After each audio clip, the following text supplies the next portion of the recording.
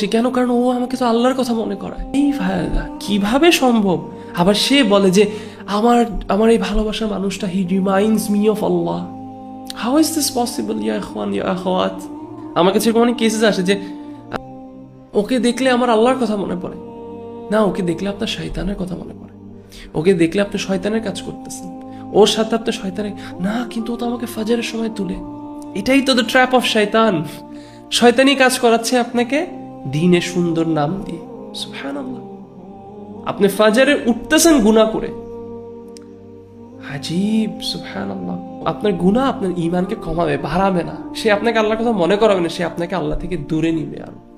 So আমার কাছে সাধারণত যখন এরকম কোনো কেস আসে রিলেশনশিপের, আমি তাকে বলি আপনি কি তাহলে আসলে ওনাকে অনেক ভালোবাসেন? বলে নিশ্চয়ই অনেক ভালোবাসি। তাই বলি তাহলে আপনি নিশ্চয়ই চান যে তিনি জান্নাতে যাক, তিনি কখনো জাহান্নামে না যাক? তিনি বলেন জি অফকোর্স, আমি সবসময় চাই যে সে জান্নাতে যাক, শুধু জান্নাত না, জান্নাতুল ফেরদৌসে যাক। বললাম নাম, তাহলে সেই কাজটা করেন যেটাতে আল্লাহ তার উপর সন্তুষ্ট হবে। আপনি তার জাহান্নামে পুরো একটা কারণ হয়ে দাঁড়াচ্ছেন। যেই ভালোবাসা আজকে আপনি তাকে দিচ্ছেন, কিয়ামতের ময়দানে এটাই হবে, সেই ভালোবাসাটাই কালকে কিয়ামতের ময়দানে কারণ হবে আপনাকে দোষারোপ করার জন্য, জাহান্নামে পুরার জন্য।